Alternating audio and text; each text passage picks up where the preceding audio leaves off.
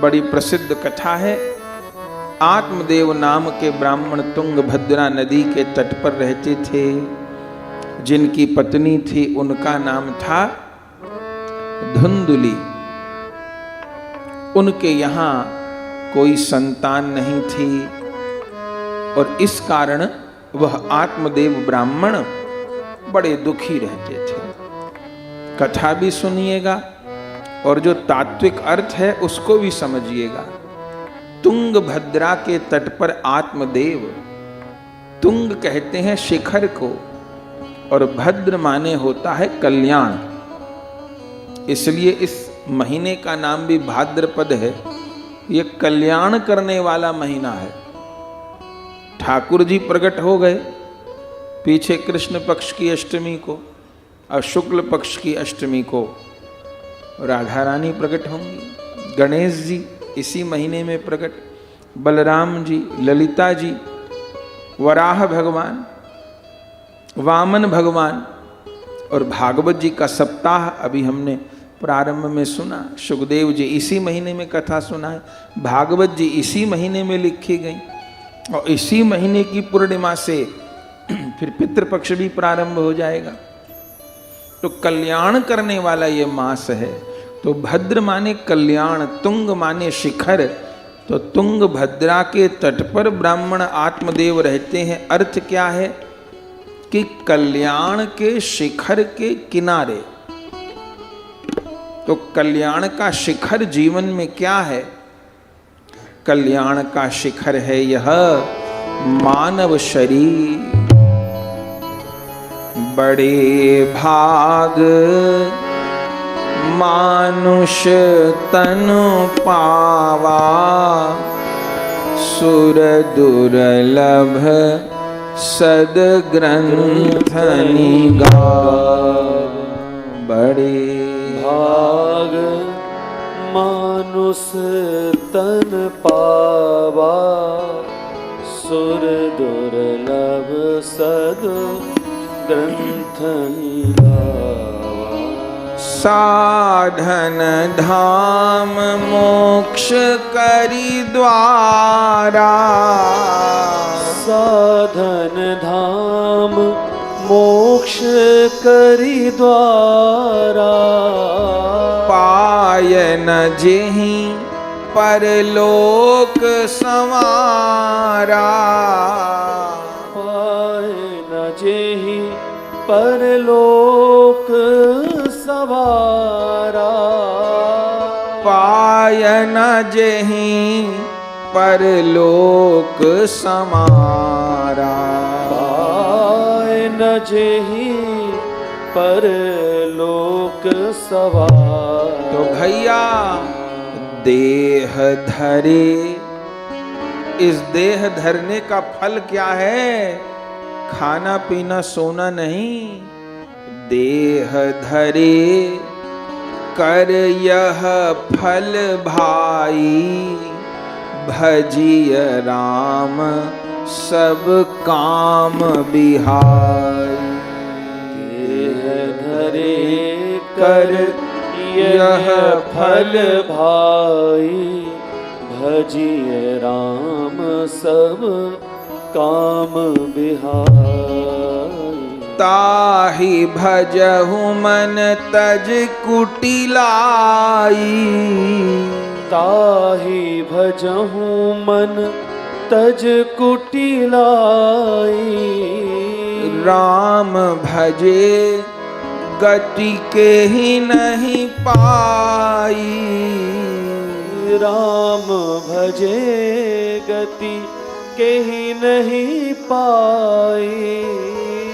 राम भजे गति के ही नहीं पाई। राम भजे गति के ही नहीं पाए। तो बड़े भाग मानुष तन पावा, सुर दुर्लभ सद ग्रंथ निगावा।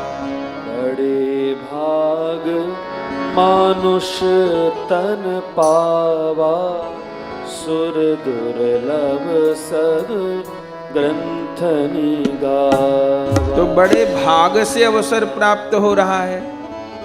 इस पुरी में 7-8 दिन वास का, दरस परस का, श्रीमद् भागवत जी श्रवण का सौभाग्य प्राप्त हो रहा है। ये कितना बड़ा भाग्योदय है। तो आत्मदेव ब्राह्मण तुंग भद्रा के तट पे रहते हैं, माने कल्याण का शिखर। तो सबसे पहले कल्याण का सर्वोत्तम साधन ये शरीर हमको प्राप्त हुआ, फिर हमारा भारत भूमि में जन्म हुआ। इंग्लैंड, कनाडा और जापान में रहने वाले पितरों के लिए कुछ नहीं करते, वे तो मानते ही नहीं। केवल पुनर्जन्म सनातन धर्म में स्वीकार है, न तो इस्लाम में स्वीकार है, ना ईसाइयत में स्वीकार है। उनका तो कहना है सब मरते रहो, सबको गाड़ते रहो, और एक ही दिन जब वो कयामत का दिन आएगा तब सबरे मुर्दे बाहर निकल आएंगे एक साथ, और तब वो अल्लाह जो कोई है वो फिर हिसाब किताब करेगा कयामत के दिन। ये उनका गणित है।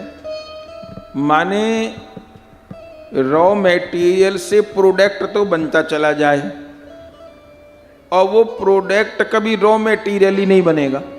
ले ऐसे तो जीवन ही रुक जाए। प्रोसेस क्या है? साइकिल किसको कहते हैं कि रॉ मटेरियल से प्रोडक्ट बने, वापस प्रोडक्ट फिर रॉ मटेरियल बने, तो सृष्टि रुक जाएगी। ये संसार भी तो ऐसे ही है ना भाई। पेड़ से फूल पैदा हुआ, लकड़ी पैदा हुई, और फिर वो फूल वो लकड़ी नष्ट हुई, फिर वो मिट्टी बन गए, फिर उनसे पेड़ पैदा हुआ। यही तो सर्किल चल रहा है पूरी सृष्टि में। जहां आप देखेंगे यही सर्किल चल रहा है। नदियां ग्लेशियर से बही, समुद्र में पहुंची, और समुद्र का जल फिर भाप बन के, बादल बन के फिर ग्लेशियर पे बरसा। सर्किल चल रहा है, और जहां सर्किल ही रुक जाए वहां तो सृष्टि रुक जाएगी। पर उनका ये ज्ञान है कि कोई पैदा नहीं हो, सब मरते। पैदा तो होते रहते, जाने कहां से, पर मरते रहते, फिर पुनर्जन्म नहीं होता। तो पुनर्जन्म को कहीं स्वीकार नहीं किया जाता। ये तो सबसे बड़ी मूढ़ता है। तो जब पुनर्जन्म ही स्वीकार नहीं करते तो फिर पितरों को तो क्या स्वीकार करेंगे, और पितरों को क्या जिंदा माँ बाप को स्वीकार नहीं करें। तो यदि हमारा आपका भी कहीं इंग्लैंड, कनाडा, जर्मनी और किसी दूसरी सभ्यता में जन्म हुआ होता तब तो कुछ भी नहीं कर पाते। तो मानव देह मिला, इस भारत भूमि में मिला, सनातन धर्म में मिला, और फिर संतों का संग प्राप्त हुआ। तो ये बात समझ में आई। ये समा लिया परिवार के बड़ों ने उनको संस्कार दिए होंगे, तभी तो वो ऐसा अनुष्ठान करा रहे हैं, न तो क्या जरूरत थी। लेकिन संस्कार बड़ों से प्राप्त हुए थे। आप अपने बड़ों के लिए करवा रहे हैं, आपकी आगे आने वाली पीढ़ी कभी आपके लिए अनुष्ठान कराएगी। जो हम सिखाएंगे वही तो संतान सीखेगी। आज हिंदू संस्कार नहीं दे रहा संतान को, संपत्ति तो सभी दे रहे हैं। मैं इतने करोड़ की प्रॉपर्टी बेटे के लिए छोड़ के जाऊंगा, मैं उतने करोड़ की, इतने मेरे मकान है, इतनी मेरी जमीन है, इतना मेरा बैंक बैलेंस है, बेटे को कमाना ना पड़े, इतना छोड़ के जाऊंगा। लेकिन एक पुराने लोगों की कहावत है, आपने सुनी होगी, बोले पूत सपूत तो क्यों धन संचय, और पूत कपूत तो क्यों धन संचय। अर्थ समझे आप कि पुत्र अगर सपुत्र है तो भी धन क्यों इकट्ठा करे, वो अपने आप कमा लेगा, और पुत्र यदि कुपुत्र है तो भी क्यों इकट्ठा करे, सब में आग लगा देगा। तो पूत सपूत तो क्यों धन संचय, पूत कपूत तो क्यों धन संचय। तो संपत्ति तो सभी देके जाते हैं जो जिसके पास होती है, पर भैया यदि संस्कार संतान को नहीं दिए तो कुछ भी नहीं बचेगा। तो संस्कार देने बड़े जरूरी हैं, संतान को समय रहते जरूरी है। तो आत्मदेव ब्राह्मण तुंगभद्रा के तट पे रहते हैं, कल्याण के किनारे रहते हैं। ये मानव देह, ये भारत भूमि में जन्म, ये सनातन धर्म की छाया, ये संत ग्रंथ का संग, ये कृपा है। और आत्मदेव कौन है? हम सब जीव आत्मदेव हैं, चूंकि आत्मा भगवान का अंश है। तो आत्मदेव ब्राह्मण तो बड़े भले हैं, पर उनकी जो पंडिताइन है, धर्म पत्नी है उनकी जो, उसका नाम है धुंधुली। अब जैसे उसका नाम है ऐसे ही उसके काम है। धुंध हो जाती है ना सर्दियों में, कोहरा हो जाता है, उसका नाम है धुंधली। धुंधली माने जिसको स्पष्ट न दिखता हो। जैसे अब हम यहां बैठे हैं तो बैठे भले यहां हैं, पर हमको दरवाजे तक दिखाई दे रहा है, आप सबको भी दिखाई दे रहा है। अब किसी को बाहर जाना हो तो कोई संगत के बीच में से तो जाएगा नहीं लांग करके सबको रौंदते हुए। ये रास्ता बना है, यहां से बीच के आराम से उठ के चला जाएगा, आ जाएगा। पर क्यों? ये रास्ता है और हमको दिखाई दे रहा है। धुंधली किसको कहते हैं? जिसको रास्ता न दिखाई दे, जिसको कुछ भी स्पष्ट नहीं दिखाई देता, जो भ्रम में जिए। हम लोग कई बार जीवन में भ्रम में जीते। कभी कभी हमने अपने दिल को यूं ही बहलाया है। कैसे बहलाया है? कभी कभी हमने अपने दिल को यूं ही बहलाया है, जो खुद नहीं समझे वो औरों को समझाया है। कभी कभी हमने अपने दिल को ऐसे ही बहलाया है, और हम जैसे जीव बहलाते ही रहते हैं अपने आप को। तो जिसको दिखाई ना पड़े, दूर का तो क्या पास का भी ना दिखाई पड़े, और जिसको दिखाई नहीं पड़ना वो तो जाएगा कहां? वो तो गड्ढे में गिर जाएगा। तो दिखाई कैसे देता है? अभी कीर्तन गाए ना हम लोग, मेरी आंख में दृष्टि आपकी हो, मेरी दृष्टि में सृष्टि आपकी हो, और मेरी सृष्टि में वृष्टि करुणा की, हे करुणा में बरसा देना। हे सतगुरु अपने प्रेम राज्य की एक झलक दिखला देना। ये दृष्टि कहां से प्राप्त होती है? दृष्टि ही गुरु से प्राप्त होती है, दृष्टि ही ग्रंथ से प्राप्त होती है, दृष्टि ही संत से प्राप्त होती है। हम लोगों को देखने का नजरिया आता है। कबीरदास जी का बड़ा प्रसिद्ध प्रसंग है कि काशी के बाजार में निकले जा रहे थे, रास्ता भूल गए, वैश्याओं के बाजार में पहुंच गए, और एक बड़ी सुंदर वैश्या छज्जे पे खड़ी थी। जाते जाते उस पे दृष्टि पड़ गई, और दृष्टि पड़ गई तो गड़ गई, और देखते ही रहे। सवेरे से रात हो गई, भीड़ जुट गई, लोग निंदा करने लगे। अरे ये कबीरदास दुनिया को ज्ञान देता, यहां कौन से बाजार में आ गया? और उस स्त्री को देख रहा है, वो भी खड़ी रही स्त्री, वैश्या जो थी। जब शाम हो गई, लोग अपशब्द कहने लग गए, तब वो नीचे उतर के आई और प्रणाम किया और कहा, बाबा मुझे क्या देख रहे हो? यहाँ कहाँ आ गए? आप तो बड़े पवित्र संत हो, ये मोहल्ला आपके लायक नहीं है, ये तो वैश्याओं का बाजार है। अब मुझ पापनी को क्या देखते हो? मैं तो वैश्या हूँ, लोग आपकी निंदा करते हैं तो मुझे तकलीफ होती है, चले जाओ यहाँ से। तब कबीर बाबा क्या बोले, बेटी मैं तुझको नहीं देख रहा, मैं तुझको बनाने वाले को देख रहा। मैं सोच रहा हूं जब तू इतनी सुंदर है तो तुझको बनाने वाला मेरा ठाकुर कितना सुंदर हो। तो ये दृष्टि तो संत के ही पास है। हम लोग तो दृश्य में अटकते हैं, दृष्टा में तो अटकते नहीं हैं। तो जिसकी बुद्धि धुंधली है, संसार का चिंतन करते करते रात दिन इन्हीं बातों को सुनते सुनते, इन्हीं में मगज खपाते खपाते बुद्धि धुंधली हो जाती है। ये जो धुंधली है इसको बुद्धि कहा गया। आत्मदेव माने जीव, और जो भ्रममयी बुद्धि है, जो संशय में रहने वाली बुद्धि है, वह धुंधली है।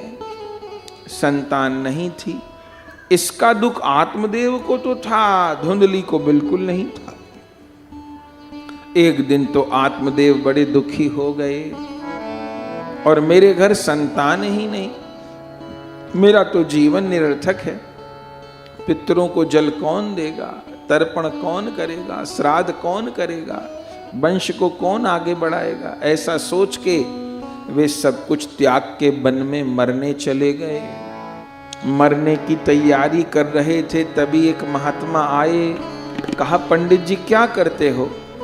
बोले, महाराज मैं मरना अरे राम, आत्महत्या तो बहुत बड़ा पाप है, इसलिए जो आत्महत्या करते हैं उनका, अब संसार में तो ऐसे कितने उदाहरण आजकल सुने जाते हैं, पर असलियत यह है कि उनका कोई संस्कार नहीं होता। अब लोग मन समझाने के लिए करते हैं, ना उसके दाह संस्कार के, ना उसके अस्थि प्रवाह, ना उनकी 13वीं, ना उनके 10 गात्र, कुछ नहीं होता। जिसने आत्महत्या का पाप किया उसका कोई संस्कार ही नहीं होता, उसको किसी संस्कार से कोई लाभ नहीं होता। फिर तो वो प्रेत बन के घूमे, तो फिर बड़े बड़े नाटक हमने देखे हैं। जो लोग फंस गए इस जंजाल में, तो फिर कैसे समाधान हुए, वह कठिन हो जाता है। तो उन्होंने समझाया, पंडित जी इतने ज्ञानी हो कि आत्महत्या की सोच रहे हो, क्या कर रहे हो, क्यों मर रहे हो? बोले, महाराज मेरे घर पुत्र नहीं है इसलिए मर रहा हूं। बोले, पुत्र नहीं है इसलिए मर रहे, क्यों? बेटा नहीं है तो नहीं है, इसके लिए मर क्यों रहे हो? तब सबरी बात बताई, मेरा उद्धार कैसे होगा? तब उन महात्मा ने कहा, पंडित जी ये आपको किसने कह दिया कि बेटा बेटी उद्धार करते हैं? ये किसने कह दिया? जीव का कर्म उद्धार करता है, जीव का भजन उद्धार करता है। अब ना करे संतान, श्राद्ध तर्पण गया जी में जाकर के, या नित्य वाला श्राद्ध भी न करे तो क्या होगा? आगे आगे तो ऐसा समय आ रहा है कि खबर नहीं आगे क्या होगा। तो भैया उधार वाला काम ठीक नहीं है। डोंगरे जी महाराज कहते, जीते जी अपना श्राद्ध कर जाओ, जीते जी अपना पिंडदान कर जाओ। बोले कैसे? बोले शरीर ही पिंड है, इस शरीर रूपी पिंड को हरि गुरु की सेवा में लगाया तो हो गया पिंडदान। इस शरीर को हरि गुरु के शरणागत कर दिए, गले में कंठी, माथे पे तिलक आ गया, अब स्वामी से दास बन गए तो हो गया पिंडदान। तो जीते जी कर जाओ, मरने के बाद कोई करेगा नहीं करेगा खबर नहीं, करेगा तो कैसे करेगा, उतनी श्रद्धा ना हुई तो पंडित जी ने समझाया, बताओ महाराज धृतराष्ट्र के कितने पुत्र थे? बोले 100 बेटे थे। कल्याण हुआ धृतराष्ट्र का? बोले नहीं हुआ महाराज। राजा सगर के कितने पुत्र थे? बोले 60,000 पुत्र थे। कल्याण हुआ? सब कपिल भगवान के जाके अपराध कर दिए, प्रेत बन गए। भगीरथ जी गंगा ना लाए तो उद्धार ही ना हो। अच्छा अब बताओ भीष्म पितामह के कितने पुत्र थे? बोले वो तो ब्रह्मचारी थे। बताओ शबरी मैया के कितने बेटा बेटी थे? बोले वो भी ब्रह्मचारी थी। तो फिर ये भीष्म पितामह शबरी जी का उद्धार नहीं हुआ क्या? बोले महाराज उनका क्यों नहीं हुआ, उनका तो नाम लिए से दूसरे का उद्धार हो जाए। तो फिर अब इतनी उम्र हो गई, अब आशा छोड़ दो। हाँ पुत्र का मन में अभाव खलता है तो ठाकुर जी को पुत्र मान लो, भगवान को पुत्र मान लो। अब दुखी न हो, कोई चीज भाग्य में नहीं है तो कोई बात नहीं, सबके पास सब कुछ नहीं होता, दुखी होने की जरूरत नहीं है। और महात्मा तो समझाए, लेकिन पंडित जी को कहाँ समझ में आवे। पंडित जी ने कहा पुत्रम देहि बलादपि, मुझे बलपूर्वक पुत्र दो। महात्मा ने कहा दिखाओ। बोले सप्त जन्मावधि पुत्र नैव च 7 जन्म तक तुम्हारे भाग्य में बेटा नहीं है। बोले बरबस मुझे पुत्र दीजिए। तब महात्मा ने अपने झोले से एक फल निकाला और वो फल पंडित जी को दिया और कहा कि ये अपनी पत्नी को खिला देना तो तुम्हारे यहाँ संत का जन्म होगा। पंडित जी प्रसन्न हो गए, फल को लेकर के आए। बस गलती क्या हो गई, महात्मा ने कहा था फल खिला देना, इन्होंने अपनी पत्नी को दे दिया। और ये फल केवल आत्मदेव को प्राप्त हुआ ऐसी बात नहीं, हम सबको प्राप्त होता है। ये जो कथा सुन रहे हैं, इस कथा में जो ज्ञान मिल रहा है, जो सूत्र मिल रहे हैं, यही तो फल है, जो फल जीवन का कल्याण कर दे। लेकिन फल ले तो लिया, चले भी गए घर और जाके अपनी धर्म पत्नी को दिया, कह दिया खा लेना। डांट के खिला दिया होता तो बात बन जाती, लेकिन दे दिया। अब धुंधली फल क्यों खाए? जो संशय में डूबी है वो तो फिर सारा संशय उसका इधर ही आएगा, ऐसा क्यों, मेरे से ऐसे नहीं हो सकता, मेरे से वैसे नहीं हो सकता, नहीं मैं ये नहीं कर पाऊंगा, मैं ये नहीं कर पाऊंगी। बस यही नाटक चलता रहता है जीवन। जो ना करने योग्य कर्म होते हैं वो हम जब जीव सब कर डालते हैं, और जो करने के लिए देह मिली है उनको कहते हैं ये नहीं हो पाएगा, वो नहीं हो पाएगा। धुंधली हाथ में फल लेके बैठी रही, सोचती रही पर खाया नहीं। अरे कहीं फल खाए से बालक पैदा होते होंगे, तब तो दुनिया में कोई बांझ ही ना बचे। फिर सोचती है अरे फल खाए से बालक तो पीछे पैदा होएगा, पहले तो गर्भ धारण होएगा, उसमें बड़ी तकलीफ है। फिर सोचती है अरे गर्भ धारण हो गया, प्रसव में बहुत कष्ट मिलेगा, तो प्रसव की पीड़ा कौन सहेगा। फिर बालक को पालने में बड़ी तकलीफ है, अभी तो मैं खुली घूमती हूँ, बालक के चक्कर में तो बन जाऊंगी। जैसे आजकल के लोग सोचने लगे हैं, पहले तो विवाह नहीं करेंगे और विवाह के बाद में फिर संतान नहीं पैदा करना चाहते। ये सनातन धर्म में कहां से बीमारी आ गई पता है। हमको तो माँ बाप का ही दोष लगता है, बच्चों को समय पर संस्कार नहीं दे पाए, समझा नहीं दे पाए। ये आशा नहीं रखिएगा कि यूनिवर्सिटी से कोई, कॉलेज स्कूल से कोई संस्कार मिलेंगे। पहले तो बच्चे ब्याह नहीं करना चाहते, फिर ब्याह हो गया तो संतान नहीं चाहिए, अब तो ब्याह ही नहीं चाहिए, अब तो और बीमारियां पैदा हो गई हैं लिव इन जैसी। जिनको कल तक पाप कहा जाता था वो अब कल्चर बनता जा रहा है। इससे ज्यादा तो समाज की गिरावट और क्या हो सकती है। पहले ब्याह ही नहीं और फिर संतान नहीं, खुले ही घूमना है, बहुत अच्छी बात है। जैसे पशु खुले घूम रहे हैं ऐसे ही घूमना चाहिए। तो ये धुंधली के कुछ ऐसे ही विचार हैं, बालक नहीं चाहिए, अभी तो मैं चैन से रहती हूँ, कौन पालेगा बालक को। पर पंडित जी पूछेंगे फल तो क्या करूं। इतनी देर में इसकी बहन आ गई, सारी बात समझी, कहा देखो तेरे यहाँ खाने को बहुत है, खाने वाला नहीं है, मेरे यहाँ खाने वाले बहुत हैं, खाने को नहीं है। अब के यहाँ मेरी जो संतान होगी मैं तुझे दे दूंगी, तू मेरे पति को बदले में धन दे देना। बोले ठीक है। फल का क्या करूं? बोले पंडित जी को कह देना झूठे ही खा लिया। तो फल का करूं क्या, ये दिव्य फल है, प्रकाश निकल रहा है इसमें से। बोले ये तू गैया को डाल दे, तुम्हारे आंगन में वो गाय भी तो बांझ है, वो कभी ब्याती नहीं है, तो फल का परीक्षण हो जाएगा। तो फल गैया को खिला दिया। पंडित जी को झूठे ही कह दिया मैं गर्भवती हो गई। और इधर समय आने पर इसकी जो बहन थी वो अपना पुत्र दे गई, इसने बदले में धन दे दिया। पंडित जी ने खुशियां मनाई, मेरे घर पुत्र हो गया। कुछ समय बाद गैया ने भी बालक को जन्म दिया। संत का फल तो गैया ने खाया था, तो किनका जन्म हुआ? संत का जन्म हुआ, जिनके कान गाय के जैसे थे। तो ये कहलाए गौकर्ण जी। कहिए गौकर्ण जी महाराज की जय हो। और ये जो धुंधली का पुत्र था ये धुंधकारी कहलाया। लेकिन भागवत जी में लिखा है गौकर्ण पंडितो ज्ञानी धुंधकारी महाखल स्नान शौच क्रियाहीनो दुर्भक्षी क्रोध वर्धित। गौकर्ण जी महान पंडित हुए, धुंधकारी महान खल हुआ, धीरे धीरे बड़े हुए और 15 ही बरस का हुआ ये तो दुनिया के सारे पाप करने लगा।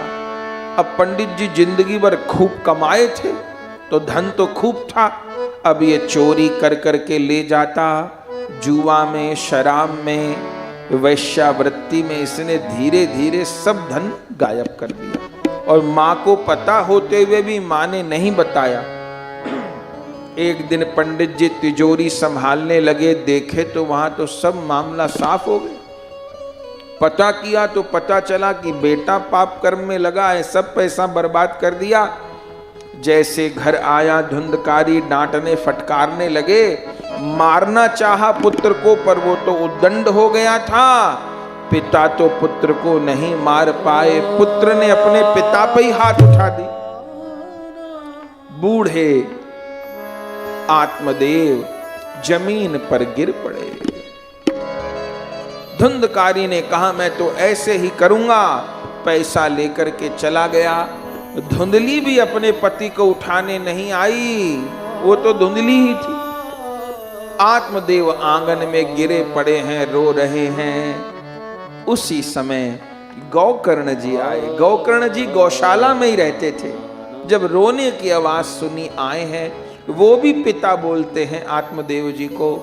उठाए, कमर पर हाथ फेरे, जल पिलाया और कहा पिताजी क्यों रोते हो। आत्मदेव ने कहा गौकर्ण आज मुझे धुंधकारी ने मारा, अरे इसी के लिए मैंने इतने जप तप किए थे, जाने कितने मंदिरों में और जाने कितनी जगह माथा टेका, बेटा हो जाए बेटा हो जाए, और बेटा ही हमको मार रहा है। आज इसने मुझे दुख दिया, इस कारण मैं बहुत दुखी हो रहा हूं। गौकर्ण जी ने कहा पिताजी आपके दुख का कारण ये धुंधकारी नहीं है तो कौन है। आपके दुख का कारण इस धुंधकारी में आपका मोह है। तो अब मैं क्या करूं। उन महात्मा ने ठीक कहा था कि बेटा बेटी जीव का उद्धार नहीं करते, जीव का भजन ही उद्धार करता है। अब हमारी इतनी उम्र हो गई, हम क्या करें, जीवन तो नष्ट कर लिया हमने अपना। गौकर्ण जी ने कहा पिताजी अभी जीवन नष्ट नहीं हुआ, जो हो गया सो हो गया, अभी भी आप अपना जीवन संभाल सकते हो। आत्मदेव ने गौकर्ण जी को कहा मेरा मार्गदर्शन करो। तो यहां गौकर्ण जी अपने पिता को ज्ञान दिए, जिसको गौकर्ण गीता कहते हैं, और 2 श्लोक में सारे ग्रंथों का ज्ञान दे दिए। बहुत सुंदर ज्ञान दिए, सुनिएगा। देहस्ति मास रुधिरे भीमतिं तजत्वं जाया सुता दिशु सदा ममतां विमुञ्च पश्यानिशं जगदिदं क्षणभङ्गुनिष्ठं वैराग्य राग रसिको भवभक्तिनिष्ठ धर्मं भजस्व सततं त्यज लोकधर्मान्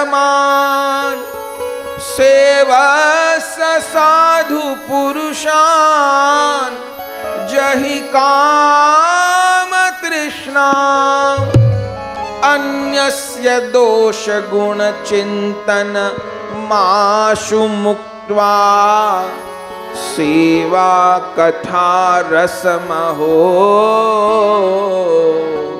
नितरां पिबत्वं नितरां पिबत्वं नितरां पिबत्वं। इसको गौकर्ण गीता कहते हैं। हे पिताजी देहस्ति मास रुधिरे भित्मतिम तजत्वम, अपने को देह मानना छोड़ दो, अपने को शरीर मानना छोड़ दो, ये संसार मेरा है, इस भ्रम को छोड़ दो। और पश्चानिशम जगदिदम क्षण भंगुनिष्ठम, इस संसार को क्षण भंगुर होते हुए देखो।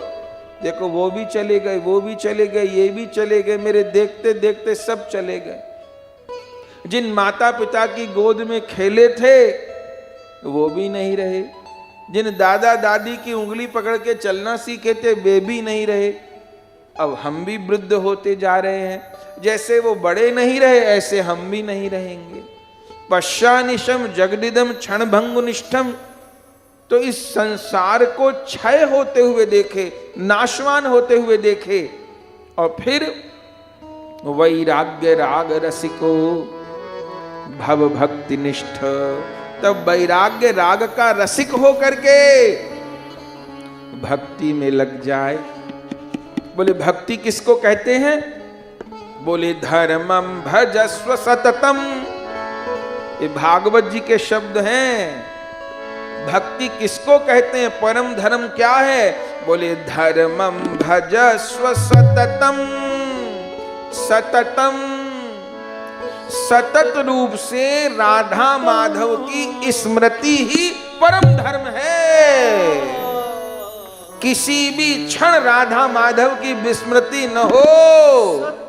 धर्मम भजस्व सततम त्यज लोक धर्मान सेवस्य साधु पुरुषान जहि काम तृष्णा। बड़ी अद्भुत व्याख्या है। और आखिर में यही कहा, अन्यस्य दोष गुण चिंतन माशु मुक्त्वा सेवा कथा रसमहो नितराम पिबत्वम। निरंतर हरि कथा के रस का पान करे और निरंतर नाम का गान करे, ऐसा समझाया। आत्मदेव तो उसी समय उठे और बंधुओं 60 वर्ष की आयु है इस समय, आप तो वृंदावन आ गए हैं। और वृंदावन आकर के प्रतिदिन यमुना जी में स्नान करते हैं, हरि नाम का जप करते हैं और दशमस्य पाठात, प्रतिदिन दशम स्कंद का पाठ करते हैं। उन आत्मदेव को वन में भगवत प्राप्ति हुई। पिताजी चले गए, पीछे इस धुंधकारी ने और उत्पात शुरू किए। एक दिन अपनी माँ को भी मार डाला, बाद में ये वैश्याओं को घर ले आया। जब तक पैसा रहा ये वैश्याएं भोगती रहीं। पैसा खत्म हो गया तो इन वैश्याओं ने धुंधकारी को भी मार डाला। और श्री गोकर्ण जी तो घर त्याग करके चले ही गए तीर्थ यात्रा पर। तीर्थ यात्रा करते करते गया जी पहुंचे। गया जी पहुंचे तो इनको पता चला ऐसे घर में पिताजी और सबका देहांत हो गया। गया जी आए हैं, चलो पितृपक्ष में वास करते हैं और पिंडदान तर्पण गया श्राद्ध करते हैं। गया श्राद्ध किया, सबका किया, लेकिन कोई फल नहीं मिलेगा। अभी हम लोग सुनेंगे भागवत जी श्रवण किए से फल मिलेगा। तो ऐसा क्यों? ये प्रश्न तो होगा ना। प्रारंभ में ही ऐसा लिखा है। वो धुंधकारी ही कह देगा कि 100 बार गया जी में भी श्राद्ध करके मेरा उद्धार नहीं होगा। पहला कारण ये है कि गोकर्ण जी गलत गोत्र बोल रहे थे। उनको तो पता नहीं था कि धुंधकारी आत्मदेव का बेटा नहीं है। वो तो यही सोच रहे हैं आत्मदेव का। उनको क्या पता कि उसने अपनी बहन के यहां से बुलवाया है। तो चूंकि गोत्र नहीं बोला, गोत्र बोला आत्मदेव का बेटा है वो किसी और का, वो तो चोरी से आए हैं। तो संकल्प से वस्तु पहुंचती है, इसलिए संकल्प में सावधान। इसलिए इन सब कामों के लिए योग्य ब्राह्मण का ही वर्ण करना चाहिए। इसमें पैसा बचाने का काम नहीं करना चाहिए। योग्य ब्राह्मण का वर्णन करना चाहिए, योग्य सामग्री, और जो कुछ भी विधि है वो आचार्य से पूरी समझनी चाहिए। सब विधियों का पालन करके करे तो वास्तव में गया जी का अद्भुत प्रभाव है। ये सत्य है, पुराण भरे पड़े हैं। अरे हमारे ठाकुर स्वयं महाप्रभु जी गया जी गए हैं, पिताजी कहकर गए कि मेरा पिंड भर के आना। तो गया जी में क्या है, आप लोग जाएंगे तो दर्शन करेंगे। जो मुख्य गया शिर जिसको बोलते हैं, वहां पर नारायण के चरण चिन्ह तो हैं। ये बड़ी शिला पर नारायण के आखिरी श्राद्ध वहीं पर होता है। अर्थ क्या है, जीव का उद्धार कहाँ है? जीव का उद्धार तो हरि के चरण कमल में है। गया जी की महिमा भी भगवान के चरण कमल से ही तो है। ठाकुर जी के चरण तो छपे हैं, गौर कथा में हम लोग सुनते हैं गया जी कैसे प्रकट हुए। तो पहला कारण गया जी में उद्धार होता है। जितनी क्षेत्र में भी गयासुर का शरीर फैला था, भगवान उसको वर दिए थे। लेकिन पहला कारण गौकर्ण जी दूसरा गोत्र बोल रहे हैं, तो इसलिए नहीं धुंधकारी तक पहुंचा। और एक और कारण है कि उसकी हत्या हुई वैश्याओं के द्वारा, और फिर उसने जीवन में अपने माँ बाप को कष्ट दिया। जो अपने माता पिता पर हाथ उठाता है तो उसके लिए फिर कोई सत्कर्म बाकी नहीं रहता। कोई भी सत्कर्म अनुष्ठान उसको लाभ नहीं देगा, क्योंकि माँ बाप को उसने मारा। तो एक ये भी मुख्य कारण है। तो श्राद्ध तो किए, अब गोकर्ण जी किए तो पूरा विधि पूर्वक किए, लेकिन जब गांव लौट के आए तो क्या देखा, धुंधकारी तो प्रेत बना हुआ है। आत्मदेव जी का उद्धार हो गया, उनके लिए तो नबी पिंडदान किए, चूंकि पिता ही मानते हैं, अच्छा किए। पर आत्मदेव तो अपना उद्धार कर लिए वृंदावन में, वो तो भजन से उद्धार कर लिए। उनको कोई पिंड मिले न मिले, उससे जब पिंड बचा ही नहीं, तो फिर पितृलोक क्या है? पितृलोक है वेटिंग रूम। शरीर छूट गया और अगली योनि अभी तैयार नहीं है जाने के लिए। इतना भजन नहीं किया कि सबरे चक्कर से छूट जाते, भगवान के धाम ही चले जाते, तो चक्कर ही खत्म। तो भजन उतना हुआ नहीं, किया नहीं, भगवत शरणागत हुए नहीं, तो फिर भगवत धाम की प्राप्ति नहीं। भगवान के धाम चले गए तो चक्कर खत्म। अच्छा, ऐसे पाप भी नहीं कि नरक में जाएं, और ऐसे पुण्य भी नहीं कि स्वर्ग में जाएं। जाने के बाद तो फिर लौटना पड़ेगा ही वहां से भी, और अगला शरीर तैयार नहीं। तो उस काल के लिए जिस लोक में रखा जाता है जीवात्मा को, उसको पितृलोक बोलते हैं। जैसे रेलवे में फर्स्ट एसी, सेकंड एसी और थर्ड एसी होता है, ऐसे पितृलोक में भी 3 ग्रेड होती हैं, उत्तम, मध्यम और निम्न। अब यदि किसी के वंशज पाप कर्म में प्रवृत्त हो गए तो क्या होगा? तो उनको नीचे वाले स्तर में डाल दिया जाएगा, कष्ट मिलेगा। वहां पितृलोक में भी कष्ट मिलता है। और यदि पुण्य किए हैं पितृलोक में, तो उत्तम पितृ बन करके आराम से रहेंगे।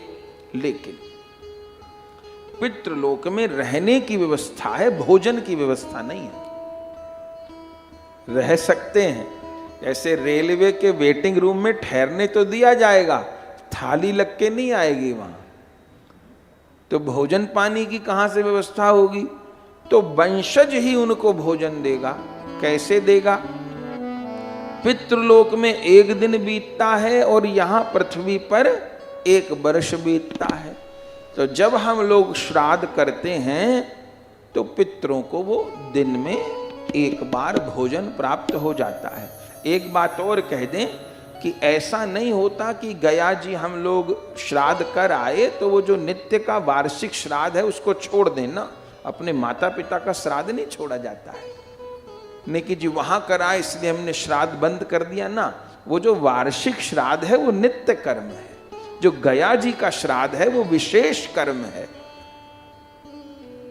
दीपावली को मिठाई बनी इसका मतलब ये थोड़ी है कि दाल रोटी नहीं बनी, भोजन तो किया ही, पर दीपावली है तो पकवान भी बने।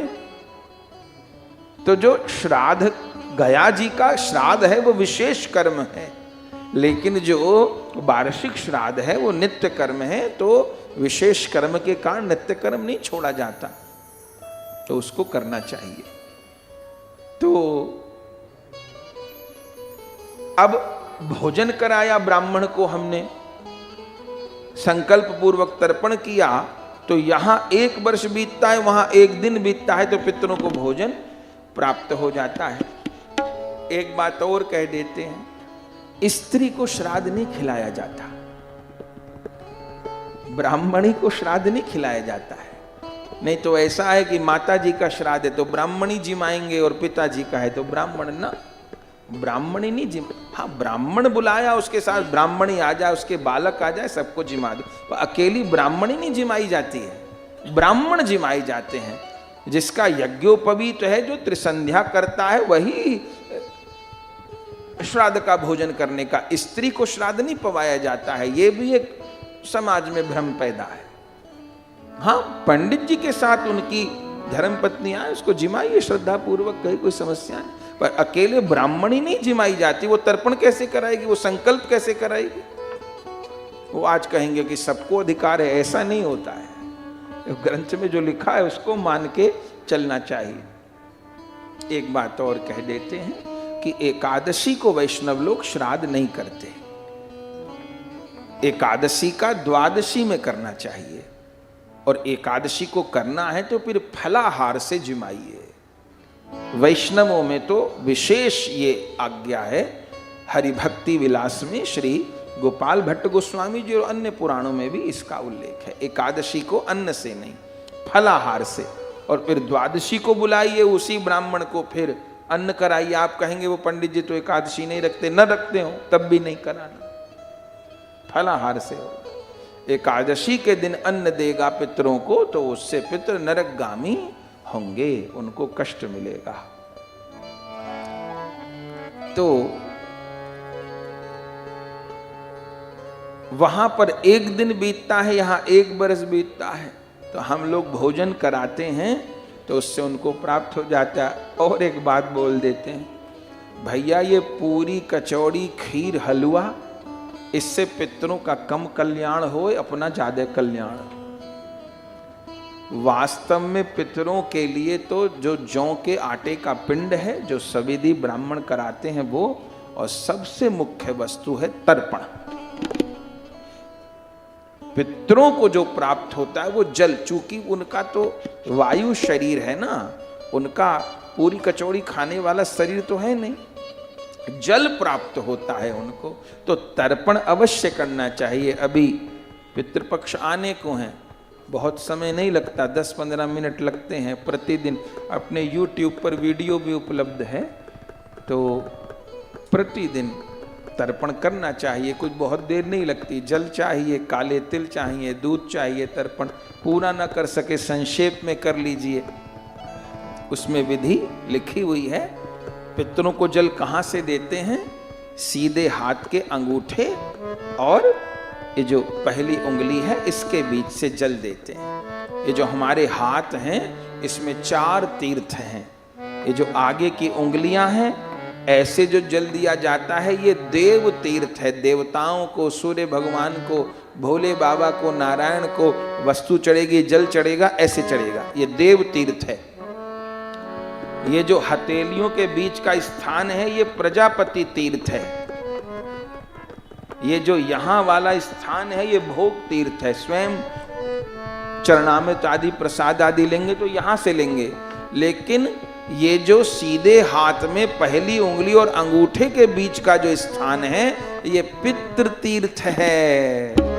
दक्षिण दिशा की और मुख करके, जनेऊ को दाहिने कांधे पर करके, वस्त्र को दाहिने कांधे पर करके, तब दक्षिण दिशा की ओर करके जल पितरों को दिया जाता है।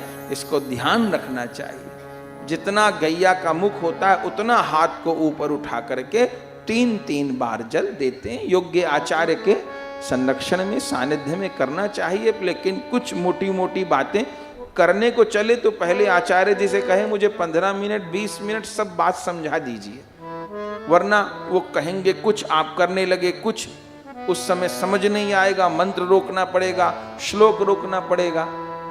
तो पहले जो पूजा आपकी करवाएंगे उनसे समय लेकर के, ऐसा नहीं कहेंगे तो क्यों नहीं समझाएंगे, जरूर समझाएंगे। तो समय लेकर के उनसे समझ लेना चाहिए कि कैसे पूजा होगी, इसका क्या अर्थ है, यह किसका पिंड है। माता पिता का पिंड बना है, दादा दादी का बना है, पड़दादा दादी का बना है, नाना नानी का बना है, पड़ नाना नानी, 3 पीढ़ी का होता है। स्त्री के पिंड बने हैं तो वहां जनेऊ नहीं चढ़ेगा, पुरुष के पिंड बने हैं तो जनेऊ चढ़ेगा। तो सारी बातों का हम लोग ध्यान रख, किस उंगली से पितरों को तिलक होगा, इस उंगली से पितरों को तिलक होगा, इस उंगली से नहीं होगा। सारी बात उसमें समझ ले अच्छे से, ताकि बार बार गलती ना हो। एक बार समझ ले और फिर करें। करना आचार्य के ही अनुगत्य में करना चाहिए, योग्य ब्राह्मण का वर्ण करके, पर बातों को समझ के। और आचार्य गणों को भी चाहिए कि यजमान को अच्छे से समझा दे, क्योंकि अब पढ़ाई तो ऐसी रही नहीं, स्कूल में तो पढ़ के आई नहीं कि पितृ तर्पण होना कैसे है। तो उनको समझा दे यजमान को अच्छे से, और यजमान को भी चाहिए कि आदर पूर्वक आचार्य से सब बात समझे। आचार्य भगवत रूप होते हैं, क्योंकि वही तो हमारा पितरों से भगवान से संबंध करा रहे हैं। उनकी अवहेलना हो गई, उनको हल्के में लिया तो फिर कैसे बात होगी। तो दोनों ओर से ही इन बातों का निर्वाह होना चाहिए। तो यहां पर 1 वर्ष बीतता है, वहां 1 दिन बीतता है, तो भोजन प्राप्त हो जाता है उनको। तो हम जो कुछ भी पितरों के लिए करते हैं श्राद्ध आदि कर्म, उससे उनकी, लेकिन ये जो गया जी का श्राद्ध है, हमारे यजमान परिवार श्रद्धा पूर्वक करेंगे। और सबसे बड़ी बात की भागवत जी हो रही है, इससे बड़ी तो क्या, योग्य ब्राह्मण लोग पाठ कर रहे हैं, पूजा करा रहे हैं। तो ये जो अनुष्ठान है, गया जी का श्राद्ध और भागवत जी का अनुष्ठान, पितृ गायत्री का जप इत्यादि, ये तो पितरों को पितृलोक से आगे सदगति करा देता है। ये अटका के ही नहीं रखेगा अनुष्ठान। पितृलोक में भी रहना कोई मंजिल पे रहना नहीं। अच्छा, कुछ लोग तो बड़े खुश होते हैं, मुझको आज दादी दिखाई दी, मुझे आज दादा दिखाई दिए, मुझे आज वो दिखाई दिए। क्या कह रही थी? वो धोती मांग रही थी, वो जूता मांग रहे थे, वो चप्पल मांग रही थी, वो रोटी मांग रही। ये खुश होने की बातें हैं क्या? ये दुखी होने की बात है कि पितर लोगों को मांगना पड़ रहा है। गति हो और उनकी सदगति के लिए इससे बड़ा अनुष्ठान नहीं हो सकता। सबसे बड़ा गौकर्ण जी गया जी में श्राद्ध किए तो भी कमी रह गई, और सुनेंगे भागवत जी किए तो विमान में बैठ करके धुंधकारी भगवत धाम को गए। तो भाई पितृलोक छोड़ो गए, कहां गए? वैकुंठ गए ना, भगवान के धाम गए ना। तो ये तो सर्वोपरि है। तो पितृलोक भी वेटिंग रूम है। अब वेटिंग रूम में घंटा 2 घंटा बैठो, वेटिंग रूम घर थोड़ी होता है किसी का कि हम तो यहीं रहेंगे ना। घर तो नित्य गोलोक है, नित्य साकेत है, नित्य वैकुंठ है। पर सबसे समझदारी की बात यही है कि स्वयं भजन करके भगवान के धाम को प्राप्त कर लें। स्वयं भजन करके भगवान को धाम प्राप्त कर लें, किसी को हमारे लिए कुछ करना ना पड़े। अब कोई हम कर रहे हैं, आगे वाले क्या करेंगे, कितना करेंगे, कैसे करेंगे, ठीक आचार्य ब्राह्मण मिले कि नहीं मिले, जाने वाले के पास समय था नहीं था। अपना उद्धार स्वयं कर ले, पर हां अपने बड़ों के लिए ऐसा अनुष्ठान जरूर कराए। इससे स्वयं जीव पितृ ऋण से पूर्ण होता है। जीवन में पितरों के लिए अवश्य अनुष्ठान करना चाहिए, उनकी सदगति का साधन करना चाहिए। तो गौकर्ण जी सोचिए, इतने बड़े महापुरुष और किए वहां पर, लेकिन लौट करके आए तो भी सुना आत्मदेव तो भजन किए वृंदावन जाके, तो वो तो पार हो गए, उनको तो किसी गया श्राद्ध की जरूरत नहीं थी। पर धुंधकारी पहुंचे, फिर प्रेत बना हुआ है, पहचान न पावे। पूछा कौन हो? तब धुंधकारी ने कहा अहम भ्राता त्वदीयोस्मि। धुंधकारिति नामतः स्वकीये नैव दोषेण ब्रह्मत्वं नाशितं मया। मैं तुम्हारा भाई धुंधकारी हूं। जान गए गोकर्ण जी महाराज, कहा मैंने तो तुम्हारे लिए गया जी में श्राद्ध किया था। बोले एक बार नहीं 100 बार गया जी में श्राद्ध कराओ तो मेरा कल्याण नहीं होगा। अरे राम, हमने इतना ऊंचा अनुष्ठान कर दिया, तुम कह रहे मेरा कल्याण नहीं होगा, तो कैसे होगा? धुंधकारी ने कहा तो आप सोचो, ये कल्याण कैसे होगा, ये सोचना संतों का काम है, हमारा नहीं है, आप सोचो। तब गोकर्ण जी विचार करने लगे क्या करूं। अगले दिन सूर्य भगवान का तप किए। सूर्य भगवान ने साक्षात प्रकट होकर के गोकर्ण जी को आज्ञा दी कि श्रीमद् भागवत सप्ताह वाचनम कुरु। एक ही उपाय है कि भागवत जी के सप्ताह कराओ। सारे गांव के लोग इकट्ठे हो गए, गोकर्ण जी को प्रार्थना की, जैसे आप मंदिर से श्रीमद् भागवत जी को माथे पर सवेरे पधरा करके लाए सुंदर शोभा यात्रा से, ऐसे गोकर्ण जी को सुंदर लेकर के भागवत जी की पोथी माथे पर पधरा करके आए हैं। सुंदर व्यवस्था हुई है, भागवत जी विराजमान भई और श्री गोकर्ण जी कथा कहने के लिए बैठे। उसी समय धुंधकारी आ गया, मैं भी कथा सुनूंगा। तब 7 गांठ के बांस को गाड़ा गया और उसमें धुंधकारी आकर के विराजमान हो गए। पहले दिन पहली, दूसरे दिन दूसरी, तीसरी, चौथी, पांचवी, छठी, 7वें दिन 7वीं गांठ फट गई। और जैसे कथा विश्राम हुई 7वें दिन की, उसी समय उस बांस के भीतर से प्रेत नहीं निकला। कौन निकला? बोले धुंधकारी का धुंधकारी शरीर तो छूट गया और पार्षद रूप से प्रकट हो गया। विमान आ गया वैकुंठ से और विमान में बैठ करके धुंधकारी जा रहे हैं, देवता फूल बरसा रहे हैं और क्या कह रहे धुंधकारी?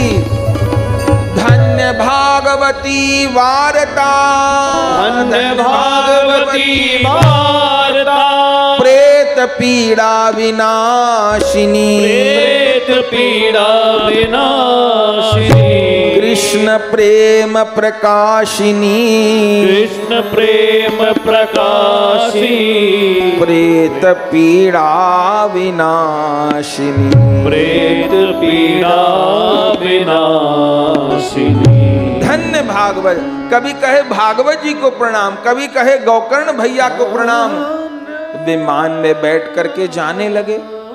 गांव वालों ने प्रत्यक्ष देखा और उस समय सबने गोकर्ण जी को कहा, गुरुजी कथा तो हम सबने सुनी, विमान एक के लिए ही आया, भगवान के यहाँ विमानों की कमी है क्या?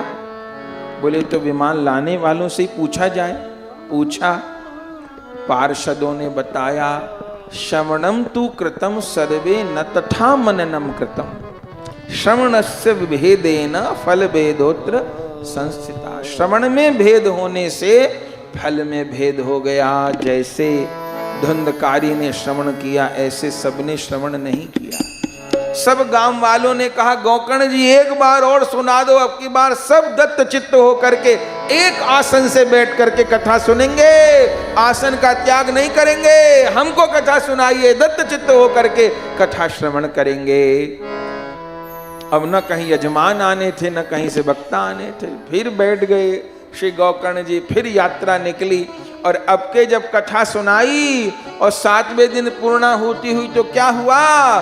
भागवत जी में लिखा है पूरा आकाश विमानों से भर गया और जितने श्रोता उन सब के चतुर्भुज रूप हो गए और सब विमान में बैठ करके भगवत धाम जा रहे हैं और गा रहे हैं, कृष्ण गोविंद गोविंद गोपाल नंदलाल, कृष्ण गोविंद गोविंद गोपाल नंदलाल, कृष्ण गोविंद गोविंद गोपाल नंदलाल, कृष्ण गोविंद गोविंद गोपाल नंदलाल, कृष्ण गोविंद गोविंद गोविंद गोपाल नंदलाल कृष्ण गोविंद गोविंद गोपाल नंदलाल कृष्ण गोविंद गोविंद गोपाल नंदलाल कृष्ण गोविंद गोविंद गोपाल नंदलाल कृष्ण गोविंद गोविंद गोपाल नंदलाल कृष्ण गोविंद गोविंद गोपाल कृष्ण गोविंद गोविंद गोपाल नंदलाल। सारे श्रोता विमान में बैठ करके भगवत धाम जाने लगे। तब गौकर्ण जी ने एक पार्षद से पूछा, भैया क्या कथा सुनने वालों का कल्याण होता है, कहने वालों का कल्याण नहीं होता? हमारे लिए विमान नहीं आया, सबके लिए आया। पार्षदों ने कहा, इसका उत्तर तो भगवान देंगे। वह उसी समय गरुण जी पर बैठे हुए श्री हरि आते दिखाई दिए। गौकर्ण जी को कहा, तुम्हारे लिए विमान नहीं भेजूंगा, तुम्हारे लिए तो मैं स्वयं आया हूं।